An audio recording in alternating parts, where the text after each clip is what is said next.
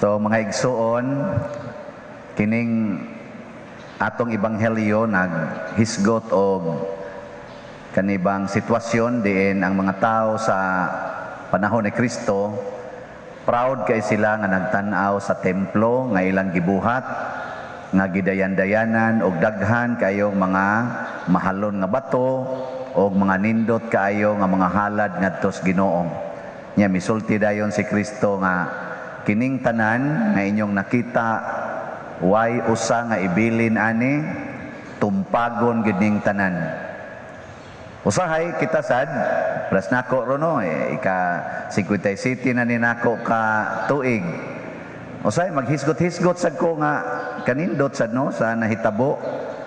Libre na kuskaon, libre puy-anan, napagidaghan kayong mga halad, mga offer. Ayan ano? Kanindot sad no? Wa na koy gastuhanan kay ang mugasto ang mga tao na kanindot sad. Nya pahinomduman din ko sa Ginoo, hinomdumin ni siya no nga way usa aning ibilin mga matay gining tanan nga naas imong atubangan. Bitaw. Mawa gining tanan, matapos ra gining tanan dinhis kalibutan, apil na sad ka.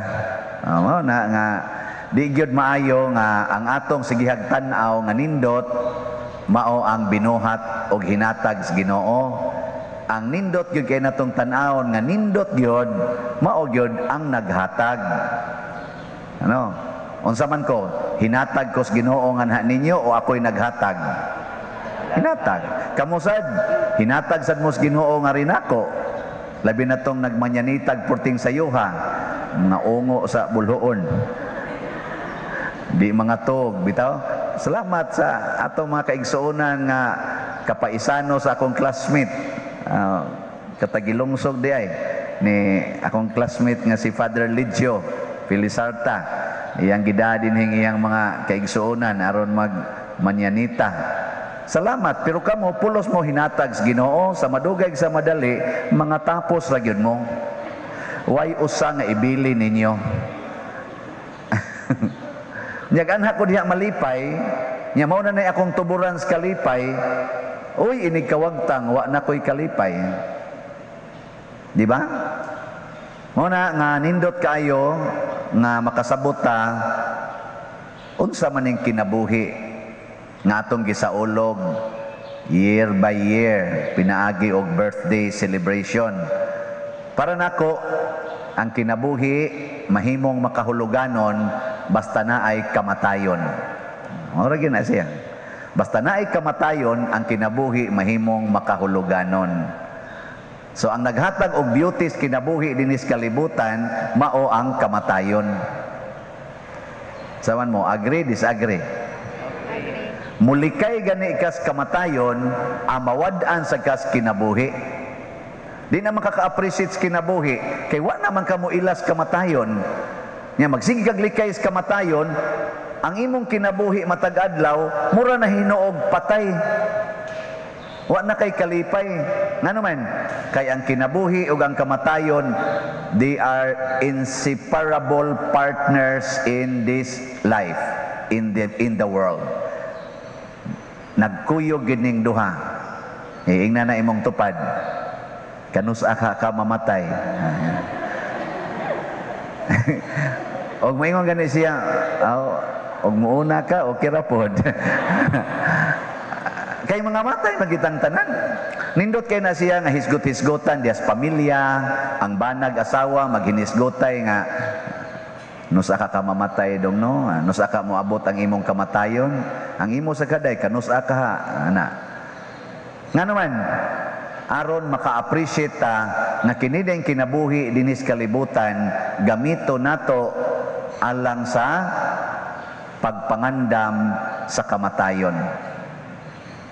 Mo na siya. Kung ako karon nagmisa, ni mata kog sayo mga alas 3, aron sugaton ang magmanyanita nga mupukaw nako. Dili tungod kay gusto ko nga mahimong Musayog yung mata kay aron healthy kanunay, mag-exercise aron healthy. Dili ay. Ni mata ko aron mangandam sa kamatayon. Kamo sad mag-exercise, mag-jogging, mag-gym, ana pagpangandam nas inyong kamatayon. Na mag-jogging yung mayo para may kong nindot ni kamatay. Lagsik ba? Kamo sang nagtrabaho, may trabaho mo pagpangandam nas kamatayon. Kamong nanimba karon, nanimba mo dili aron mutaas ang kinabuhi kung dili mangandoy nga maandam ko sa akong kamatayon. Di ba? Nya mo na rin inyong gibuhat. Ako sa doon, nag-celebrate ko sa akong birthday, aron pag-celebrate, nga hapit nako, nahiduol nako sa akong kamatayon. Kay kasagaran biaros mga matay, na bias 40 ngadto sa 70 anyos.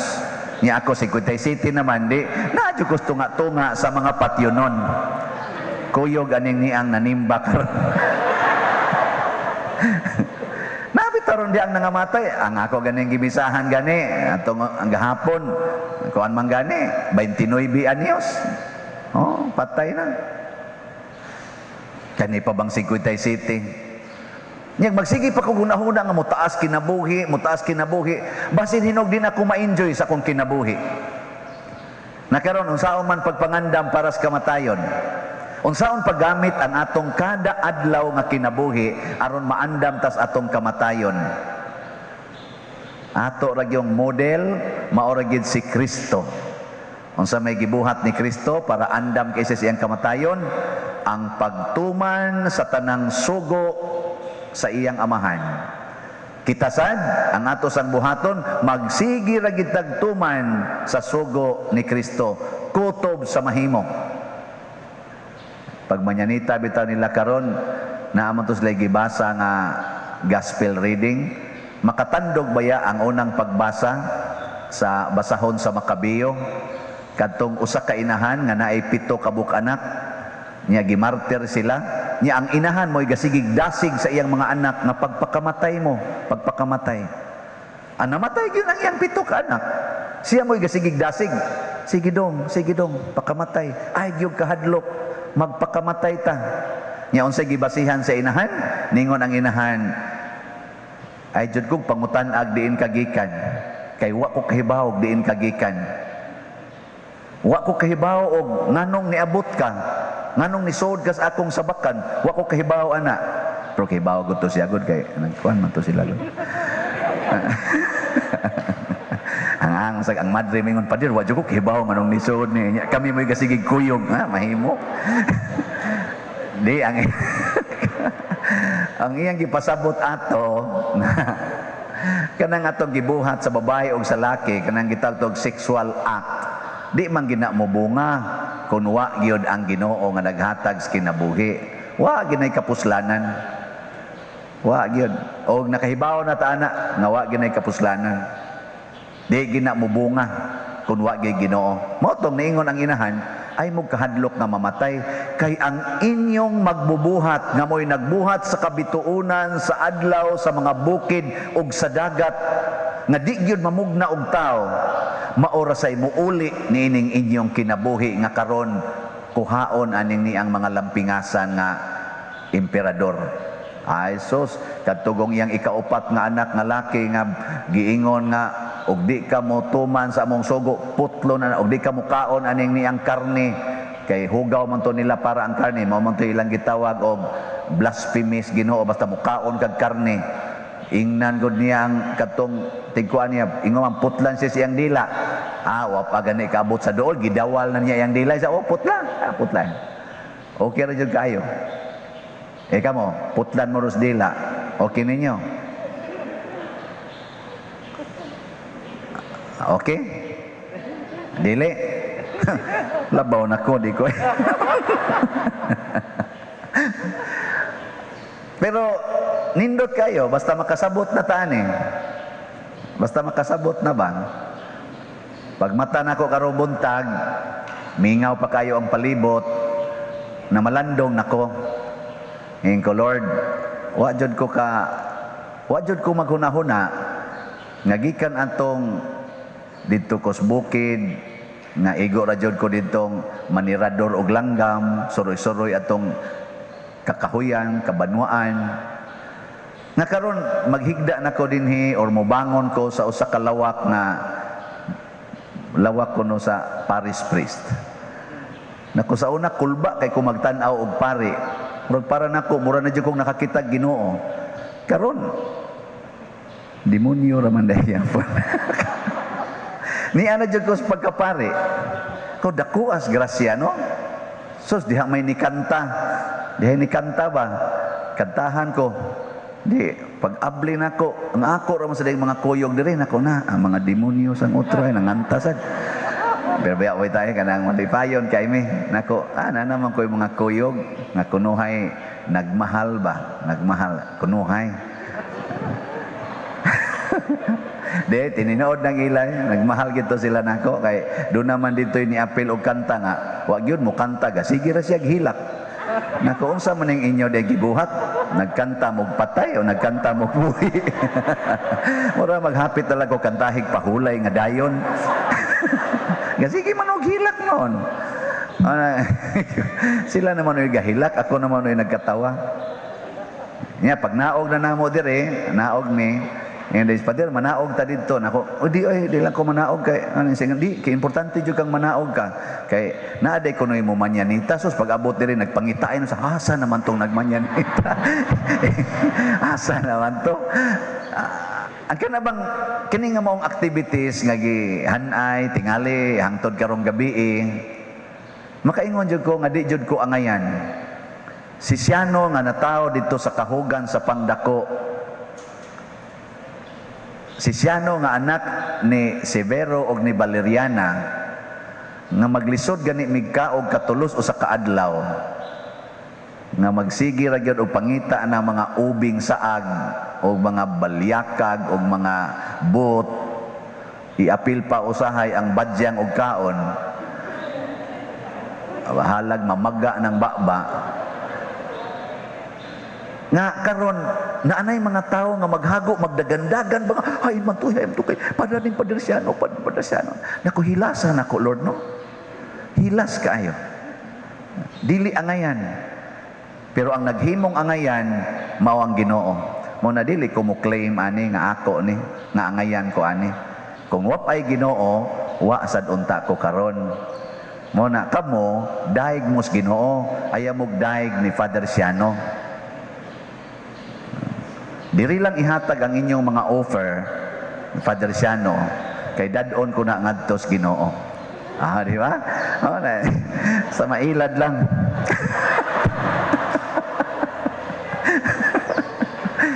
Okay na karon, perting daghanang nihalad. Karon ugma mo palit nako sa atong mga ihatag sa atong mga kaigsuonan.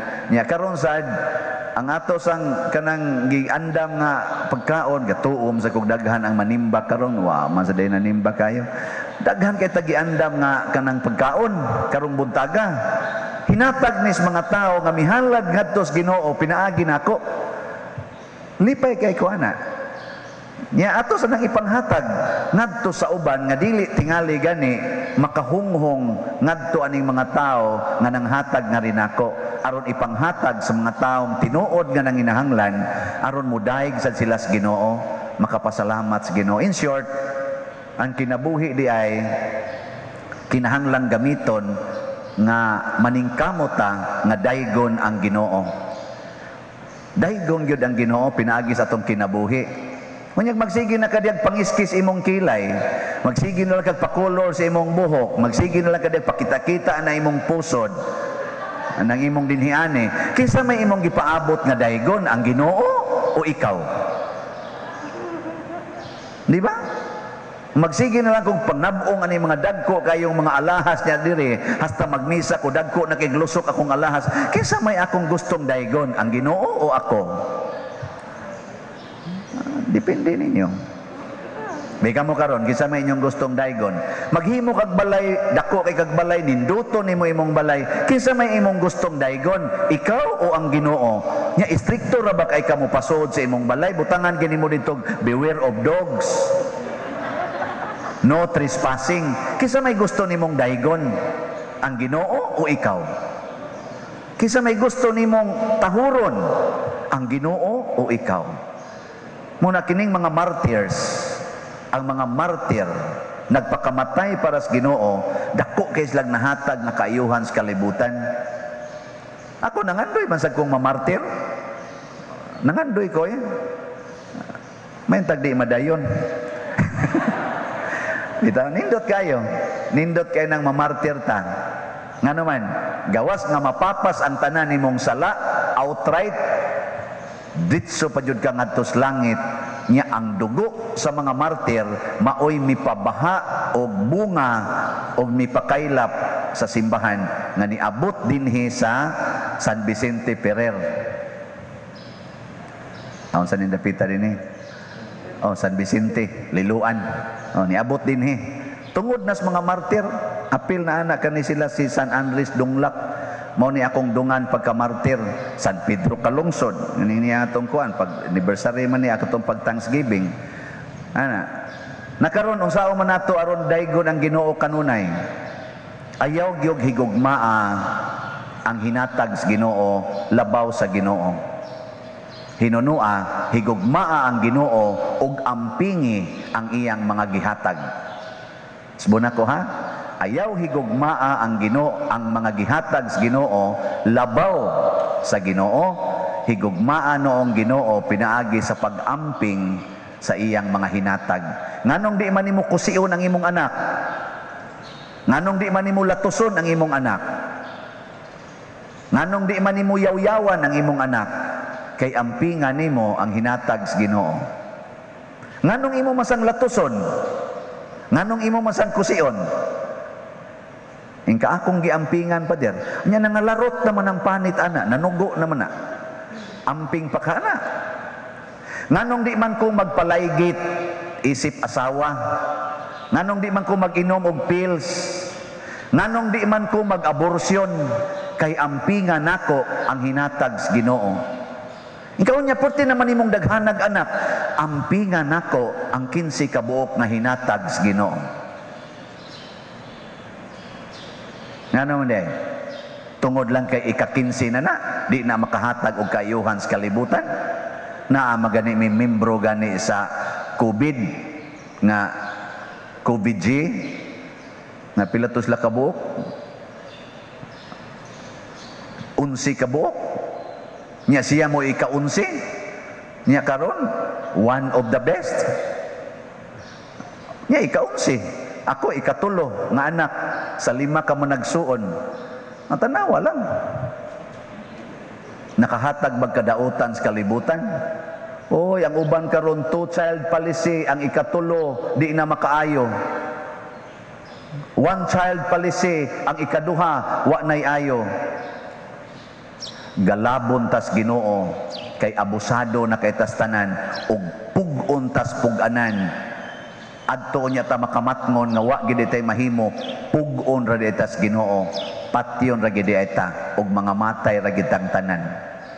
Mao na sugod karon ampingi na ng inyong tupad kay wa ka kahibaw ugma naa pa ba na diha. Kay matod pa ni Kristo matumpag gining tanan. Kanang inyong balay ampingi. Unsaon man pag-amping ang balay? Ipaambit sa imong silingan na way balay. Pasudlas inyong balay ang mga way balay. Kanang imong pagkaon, bugas, kwarta, ampingi na. Pinaagis pagpaambit ngadtos mga way bugas ug way kwarta. Dili kay pagsigig tigom ana hangtod na lang agup-upon unya ang imo pag yung mga sobrang pagkaon ilabay na las basurahan nga tuay daghan in taon nga gasigig ladok sa hangin nga wa gyoy sod nga pagkaon. Hilas kay ka nga magyabo og pagkaon. Mabtana no? Ninduta na, istingin na ninyo, iniguli ninyo. Di ba buwa na gyud mo'y bugas may bilin? Testingin ninyo, pasudla na tanan ninyo mga silingan nga way balay, des inyong balay, di ba? Purti ninyong alegriha. Di jud ka magmingaw karon, mingawon man ka. Og di mo uli imong bana, magsigi man kag hinuktok. Asa na katong animal, asa na jud kato kalonli nako diri. Ya dako kay imong balay, suroy-suroy ka kalonli nako diri. Pasudla ra ko na imong mga silingan nga naa sa squatter, di jud ka mahinumdom sa imong bana og hain na to. Malingaw ra jud ka. Nya before you know it, nakaanak na ding imong bana dito sa inyong silingan, no? Jadi ra gyud ka mag-uol kay ngano man naanad naman sa kang daghang tao sa inyong balay. Apil ang anak sa imong bana. Welcome. Anak sa mga panuay. Ngari na mo. Pero bisan pa mag-anak ni sa panuay, gasa nis Ginoo kay naa ni kinabuhi. Ang gahimo lang ani nahimong panuay. Pero di gyapon ka masuko. Nya kay di naman ka masuko, mahisama na ka sa usa ka martir. Martir. Ang martir gidagmalan sa iyang isig katao pero wa masuko, miantos hangtod mamatay. Gani midayeg pa siya sa Ginoo nga gipadad-an siya mga tao nga mopatay niya isip martir. Nagpasalamat ay. Ing na imong bana nga dokiro ka istanan. Salamat dong. Salamat gyud kaayo. Kay nahimo jud kang channel of life to our neighbors. Di ba? Nawa mo ka, G. Na siya. Kaysa magsigi kag kasaba niya. O kining tanan mahitabo lang kung mo appreciate ta sa kamatayon nga mobiya ra ta dinhi, pero ang nindot ay inigbiya nato ang mga tao maghandom sa kaayos Ginoo tungod nato. Sama ni Bishop Chupilo Camumot, sama ni San Vicente Ferrer, sama ni Pedro Calungsod, San Lorenzo Ruiz, naghandom ta sa kaayos Ginoo pinaagi ani mga tawhana. Kung mamatay ko karong gabi, ambot maghandom baka mos kaayos Ginoo tungod kay naagi dinhi si Father Siano. Or magsigi mong ingon, salamat Lord, wa na gid in town diri. Salamat in town. Or magsige mo ingon, salamat Ginoo nga gipahapit gito nimo diri sa Father Siano, una pa nimo gipasaka diha sa impierno. Gipasaka diha sa langit, no? Inana, kamo sa kuno, mawa mo sa inyong silingan, makapasalamat kang inyong silingan tungod sa inyong pagkasilingan niya. Makapasalamat. O magsigig handom nga kanus man ni mamatay ning buang-buang perti man ning kuana maldita ha. Ana, perti man ning igihana. Kana kang inyo rong mga sigkatao nga nangutang ninyo. Karon tuiga makapasalamat ka sila sa Ginoo tungod kay kamo maoy iyang nautangan. Makapasalamat dili. Depende ninyo. Sige, manindog na ta.